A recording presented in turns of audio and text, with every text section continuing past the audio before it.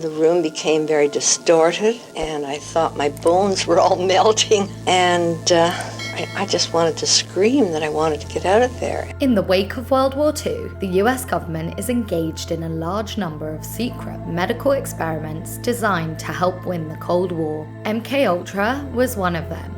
It was the covert name for a CIA mind control project that ran from 1953 to 1964. They were looking into brainwashing, they were looking into mind control, they were looking into how they could create what they called Manchurian candidates. A Manchurian candidate is an unwitting assassin brainwashed and programmed to kill.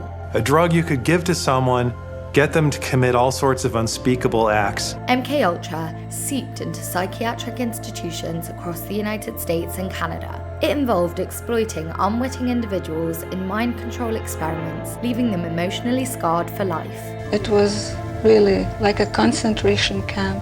One of the MKUltra sub-projects, number 68, was conducted in Canada. Dr. Ewan Cameron, an American, led the Allen Memorial Institute at McGill University in Montreal, where these experiments took place. Within 3 weeks, Dr. Cameron decided to call me an acute schizophrenic and ship me up to the sleep room. He was an authoritarian, ruthless, power-hungry, nervous, tense, angry man. Patients under his care were never informed of their participation.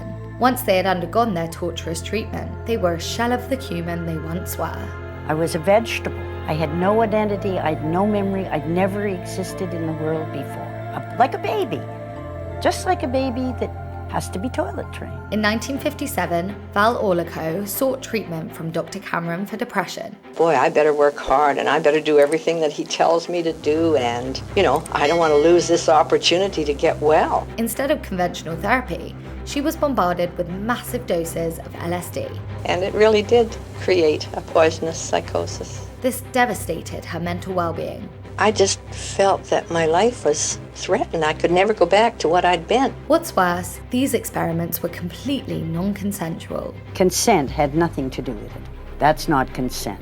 Rather than receiving therapy, subjects endured electroshock treatments and prolonged periods of induced sleep, often lasting up to 60 days through heavy sedation. Instead of giving the shocks, say 2 or 3 times a week, they're given 2 or 3 times a day for 3 or 4 weeks, reducing the patient to a sort of animal, vegetable state. They were also subjected to drug injections like LSD, inducing terrifying hallucinations. Throughout these ordeals, individuals endured the relentless repetition of tape-recorded messages, sometimes exceeding 500,000 repetitions. They kept you asleep for 23 days, and while I was asleep, they were shocking the heck out of me with electric shocks and playing tapes. In 1973, officials attempted to destroy all MKUltra records, but in a bureaucracy as vast as the Central Intelligence Agency, it's difficult to destroy everything, and the damning evidence of Dr. Cameron's project surfaced. Upon reading an article detailing CIA funding of mind control experiments, Val Orlico suspected her involvement. She managed to locate 8 other individuals who had been subjects in Dr. Cameron's experiments. We need some help from our government. We are innocent victims of something that happened that should never have been. Armed with medical records, they collectively filed a lawsuit against the US government, each seeking $1 million in compensation. If I were in charge of a government to whom 9 citizens that we are suing for have been brainwashed without their knowing, have had their lives impaired, and have it done by a foreign agency, I would find a way to help those people instead of hindering them. While memories may fade over time, the consequences of these experiments persist to this day. I cannot go to sleep without any medication. I have migraine headaches that last for a week. I've never been able to sleep without medication since the sleep treatment. I went through years and years and years of severe depressions. What's even more appalling is that the CIA doesn't deny the abominable experiments occurred.